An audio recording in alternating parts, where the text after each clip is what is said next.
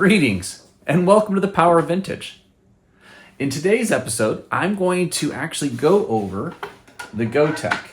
Gotek is a floppy emulator that you can put in various different retro computers. When is a floppy drive? Not a floppy drive. When it's a Gotek. Let's get to it.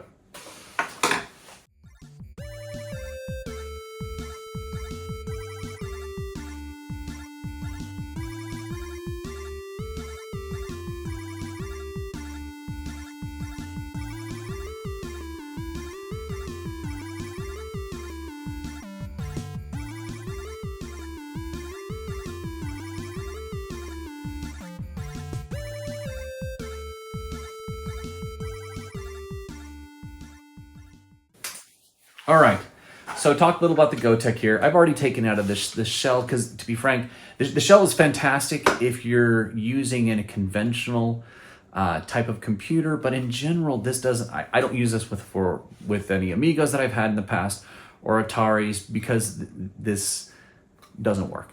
It just doesn't fit in there unless you want to adapt your case or cut your case.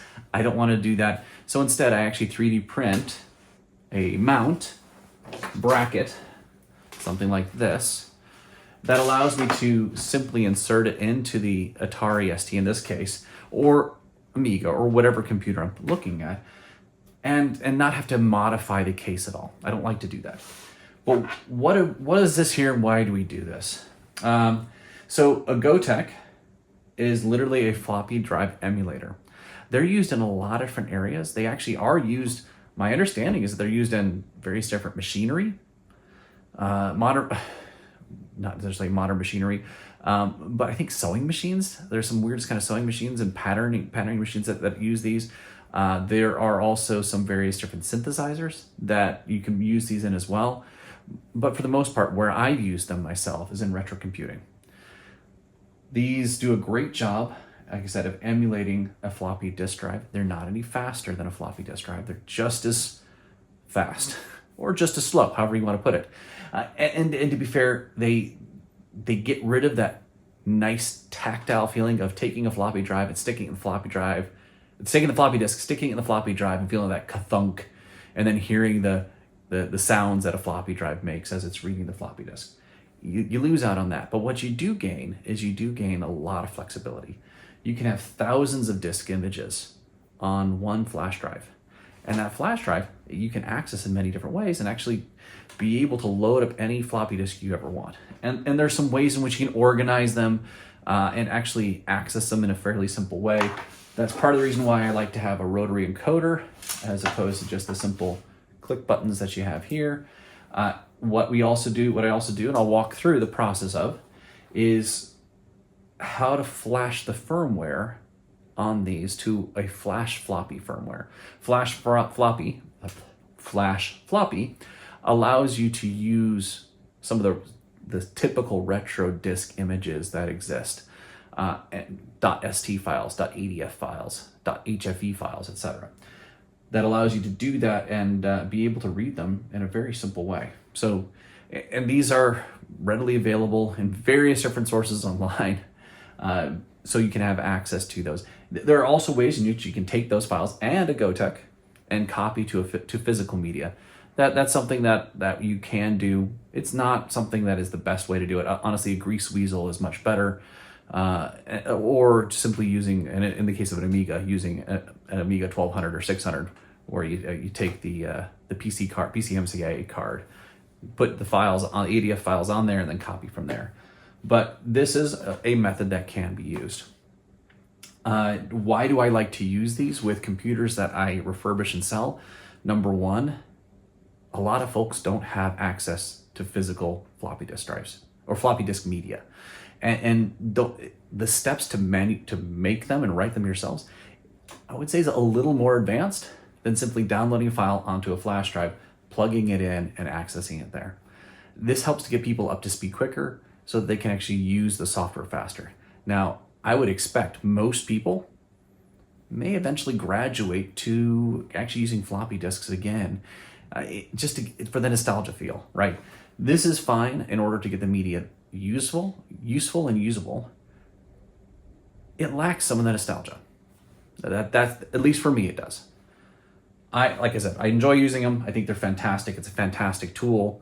But what I use is, do I use these on mine nowadays? I have two disk drives that I've replaced with Gotek's on a couple of my computers. One is a computer that I just like having it on there. I think it works well, and it also provides a space for some toggles to go on, so I don't have to modify the case. This is my Atari STe that I use, my accelerated Atari STe. Now, in the case of the other one, I actually have 3D printed a case and have an external Gotek. And this is actually a lot more useful for me if I want to transfer files more simply. I can actually transfer files. It's just one more step to transfer files from my PC to my Atari STs. There's a lot of different ways to do it. That's just one way I use. All right, so there's going to be a couple things I need to do with this. Number one, first off, I need to flash the firmware on it. I'll walk through the process there. We'll go through that. Number two, I need a 3D printed bracket for it. I've already done that, but we'll kind of retroactively show you the time-lapse imagery of this. These are easily available. Various different models are easily available from Thingiverse. There are a couple different Atari ST brackets that exist, different styles, etc. I like this one in large part because it leaves the buttons on, has room for a rotary encoder, has room for the drive light indicator to be present there. It also allows for the LED or the OLED display to be put there. And it has a cool Atari logo, right? But there's a bunch of them out there, either for Amigas or Ataris, and many others computers. Amigas and Ataris are the ones that I've actually worked with.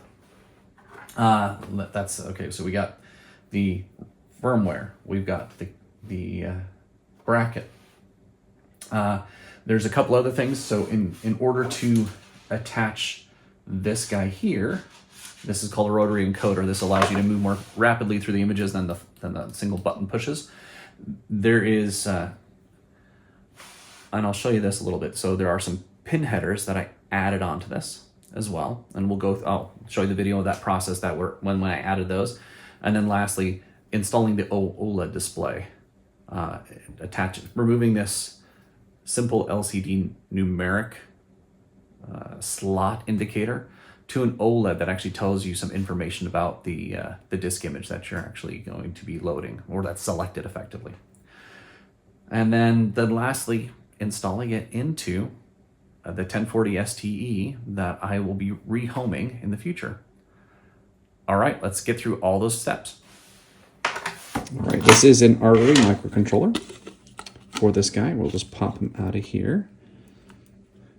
And the next thing we need to do, in order to be able to enable it to be the firmware to be updated with the flash floppy, is we need to jumper these pads at the far left here. Okay, so the easiest thing to do is to add some pin headers. I'm going to add a pin header here, two, so I can jumper that easily. It just makes it easier in the long term. I know it's there's probably some ways I could probably just put a wire in there for the time it's programming, but I'm just going to put a jumper there. I'm also going to put some pin headers so I can put a jumper over there. And then also put some pin headers in these areas here in order to help drive the rotary encoder, as well as I think I might need something off of this for the LED screen as well. But at least for the rotary encoder, I'll need that. All right, so I'll just put some pin headers there.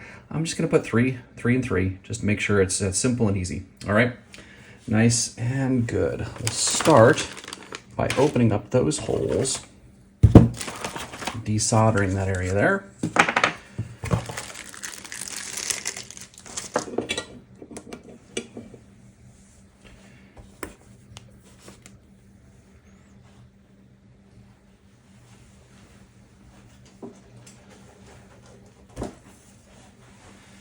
And hopefully I don't cover up the screen while I do this.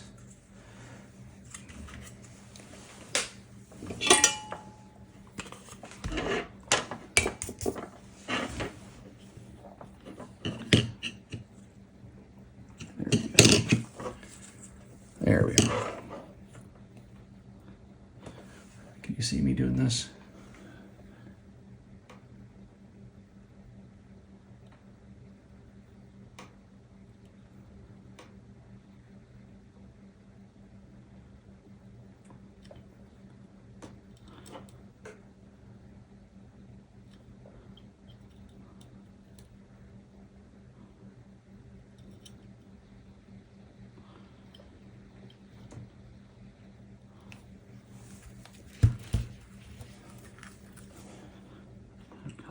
on.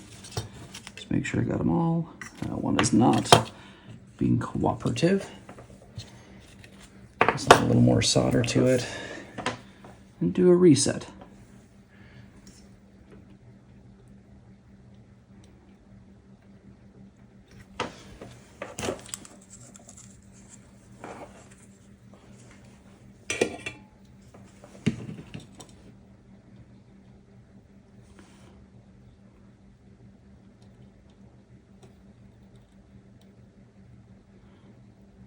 There we go.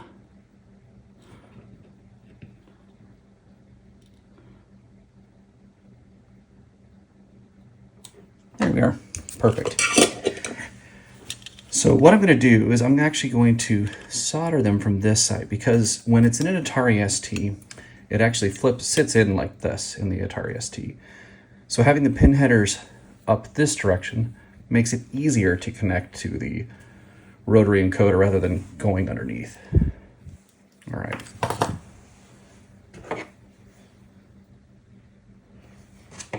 Second. There we go.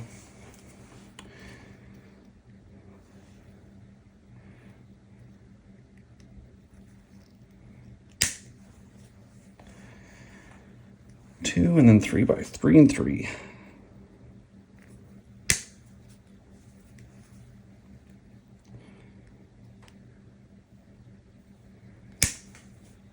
All right, I thought I had some blue tack. Apparently, I do not have it at the moment. So we're just going to wing it. Does it have to be straight? Not necessarily, but I can at least put it in and then I can adjust it after the fact. Ooh. Yeah, we'll adjust it.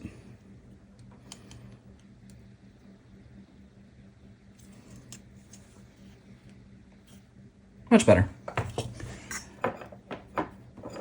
Can you see? No. Let's get this better centered. There. All right.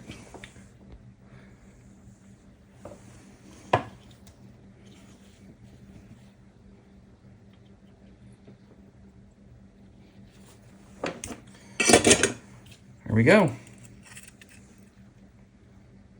Looking good. Now, for the other side, so I'll put these in the top. Tack down one. Make sure I get that on. There we are.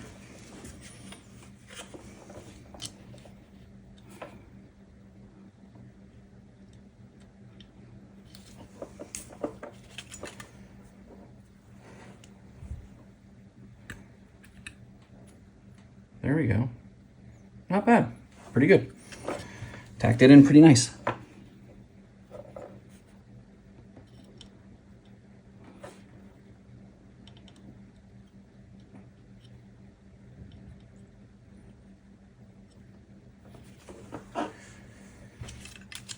Of course, I just did that and you didn't see it.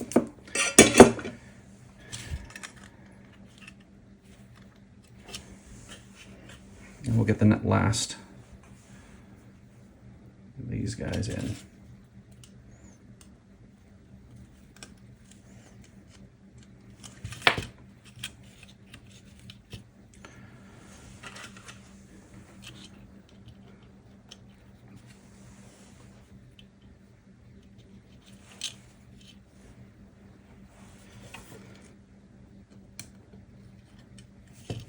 There we go.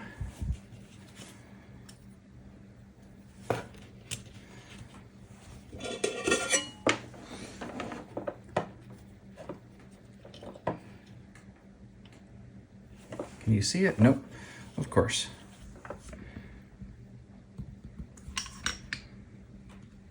There you are.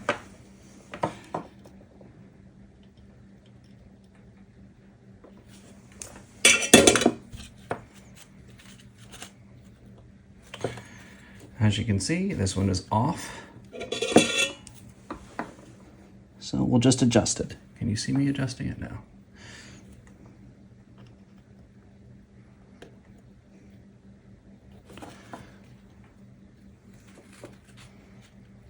Better.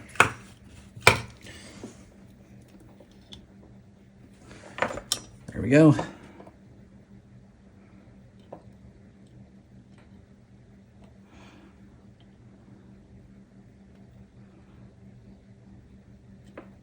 we go. Good to go. We are ready to rock. And now we will go to doing a screen capture.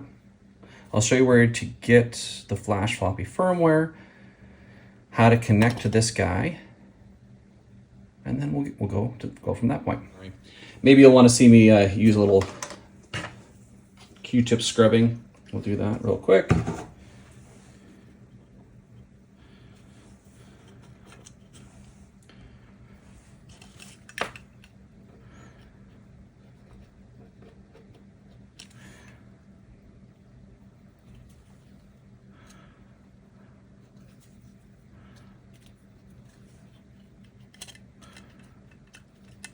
Clean this up, looking good. Look all pretty like. There we go. Okay, now to the programming. So the first step when updating the firmware on your Gotek, you need to go to GitHub, and there's a flash floppy page there. Lots of instructions, lots of details associated with it there.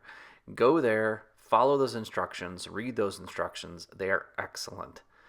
They walk through the process step by step with multiple images. I'll go through some of it here, but the fact is you might have a slightly different Gotek. You might have to do things a little bit differently than what I am doing with mine. So do go to the GitHub page. There's going to be updates to the software that'll be different than what I'm using, say 1, 2, 3 years down the road. All right, let's go to the next step. All right, on the GitHub page, there's a lot of different information that you can get up, but you can get on the GitHub. There's the instructions, but also in addition to the instructions, there's the various different software downloads, so you can get the latest version. You can get some demo versions or beta versions that you can test out if you're really interested in doing something like that. But that's primarily what you're going to get here. In addition to this, on that same GitHub, if you ever wanted to install something like a rotary encoder or an OLED screen, the instructions and information can be found here as well. So in the case of my Gotek, I have an artery controller on my Gotek, which means I need to use the artery programming software. Again, from that GitHub page, you can find links to the various different software that is needed. There's also an STM32 that's typically a microcontroller for the Goteks.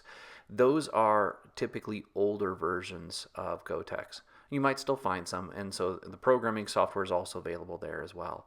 But in the case of the artery, you'll need to download that. You'll also need to install some DFU drivers that are associated with this software package. Once you have that in place, then you need to hook the USB-A to USB-A cord from your computer directly into the Gotek USB port. Once you have that done, you can then take a look at it. What you see here on the screen here is you will see this recognized as the Gotek. The Gotek will be recognized. You see that on the number 1 that's checked. Make sure you select the port type USB DFU, and then you click Next. After you click Next, you're taken to this screen here. This simply just provides some information saying that it is read protected. The Gotek is read protected, and you need to hit Next again. Simple as that. All right. After clicking Next, you're taken to this screen here. Again, this is just an interim screen. There's some more information with regards to what's in the flash memory here, but in this case, just click Next. All right, this is the first screen again that we actually need to do something. What you see here at the bottom is you want to select the radio button stating Enable Disable Protection. You want it to be disabled, and you want to disable read protection. Once those are selected as you see there, you click Next. Once you click Next here, you're just given a progress bar as it basically disables the read protection so that you can erase the existing firmware and it's ready to be written to. Simple as that. Once you click back, you're taken back to this screen here. And what you want to select, now that it's unlocked, is download to device. It's that radio button near the top. You select that, and then what you want to do is in the middle of the screen, near middle of the screen, you want to click on Add, and that'll direct you to the hex file, the .hex file that you downloaded with the flash firmware floppy, or flash floppy firmware from the GitHub page. You do that, add that, and then click Next, and it will upload and write to the device. All right, now you're taken to this last screen, and it is now writing to your Gotek. As simple as that. Well, actually, first, before it writes, it actually erases the existing firmware. It then downloads to the Gotek the new firmware. In this case, this is flash floppy -AT415 blah blah blah blah blah .hex. Right? Just make certain that you follow the directions and read the directions specifically from the GitHub page, because that's essential to making certain that you get the right hex file loaded onto your device. As simple as that. There we go. Now you have a Gotek that is ready to be able to be used. All right, the OLED displays have arrived. They're very small. What I need to do first is I need to put a pin header here for these 4 holes. I'll do it on both.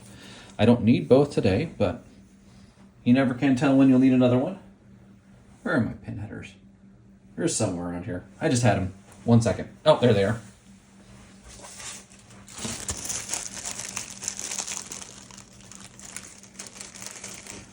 There we go. And so we'll just need to break off 4. 2 sets of 4.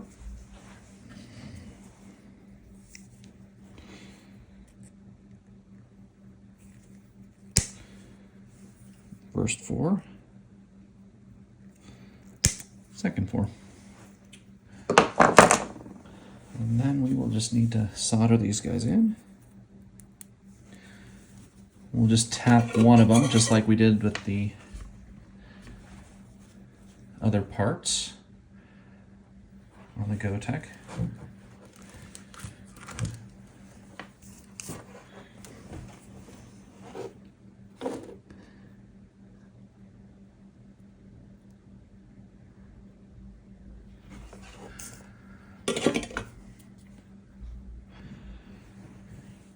Surprisingly, that's pretty darn straight. First time's a charm.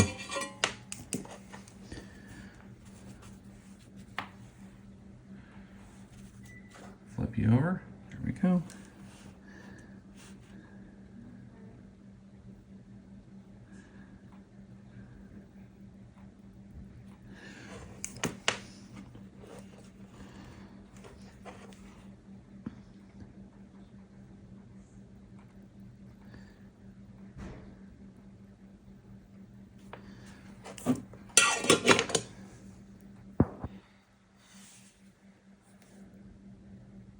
Good enough.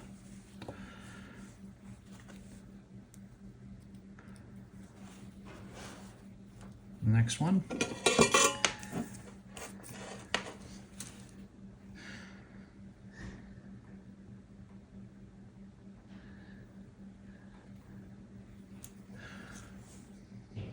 That one's looking pretty good too. Pretty straight. Got lucky both times.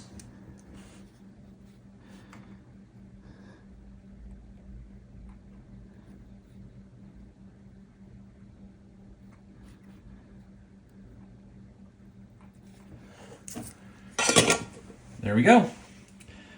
We are good to go now. We'll just get these guys, or this one of these, set up in here and get it wired up properly. Okay. On the Gotek, let's just zoom in here. The pin headers are already in place that are needed for this guy. We have, let's just see if we can see this easily on the camera.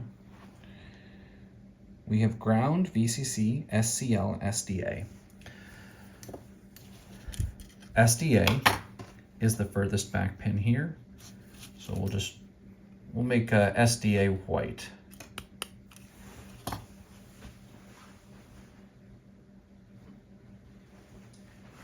SDL is just in front of it, and we will make that one blue. Blue is SDL. So that would be this one underneath.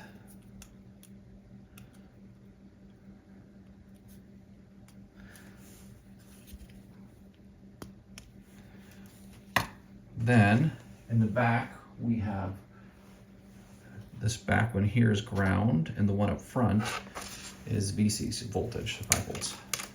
So we'll just put, we'll make purple the voltage, and gray will be ground.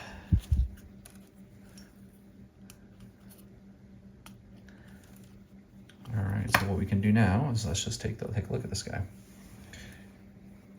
Ground.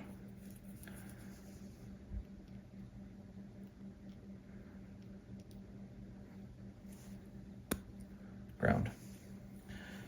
Next up,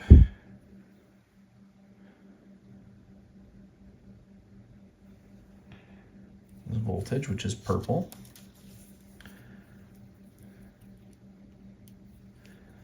I believe it's SDL and SDA. Or SCL and SCA. Or SCL and SDA, excuse me. SCL is blue.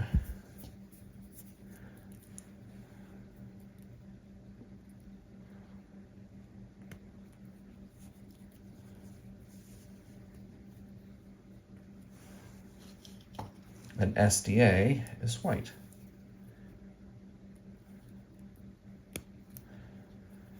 Next step is to test this out before making any permanent changes. Let's open up the Atari STe and test it out. All right, so we have it hooked up. I've left the floppy drive in place, at least for the moment. And I'm just kind of resting this here. I left the rotary encoder disconnected for the moment. But what we'll now do is we'll just take a look at this guy and just make sure that this is working the way I expected it to. So it should be right side up like this, and you should be able to read. I think since we're on slot 1, it should say Dungeon Master as it boots up.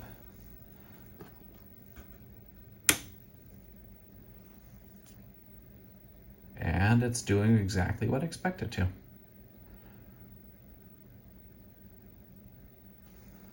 Slot 1 of 72.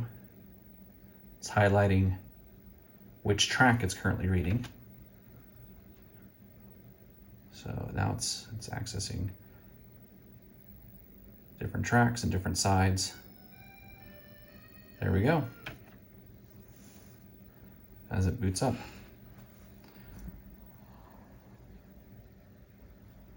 Perfect. All right, it's doing exactly what I wanted to. Next step. Here is the nearly finished product. We'll get it installed, see how it looks, how it works. There's a spot here for the LED. I'm not wanting to put it in there. There's already enough wiring as it stands right now, so I'm gonna leave it as it is. All right, but this is fully in place. The OLED screen is working fine. The buttons are fully pushable still.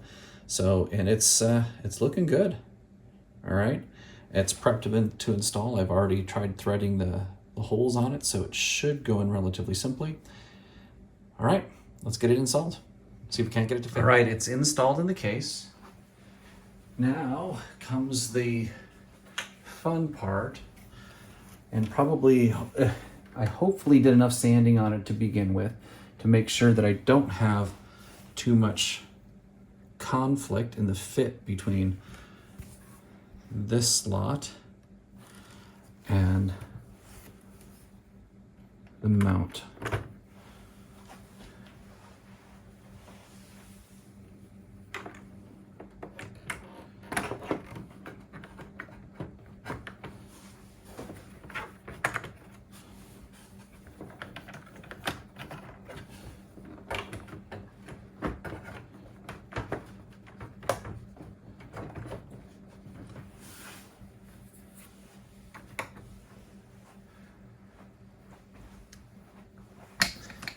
This is hard enough to do, not on camera.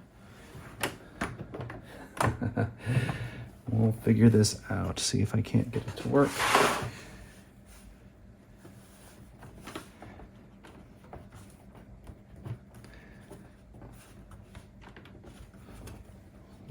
Like I said, the last thing I want to do is have a situation, oh, it's where I break the case. But this is awesome! Perfect. Flush fit. First time. The pre-work I did to it helped out tremendously.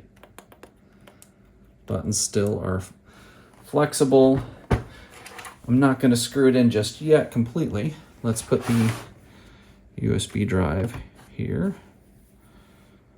A little knob to make it look pretty like. On the outside, perfect. And power on. What we're gonna do here is I'm gonna have you have this zoomed in. Again, make sure that everything's working properly as we boot up that first image.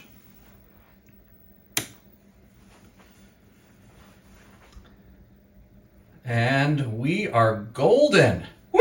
Yeah! We are victorious. It is good to go. Gotek is awesome. Happy to have this done. And it is a win. All right, closing this out. Oh, take that off. All right. So we're closing this out. This worked great. This Gotek is working exactly as I wanted it to.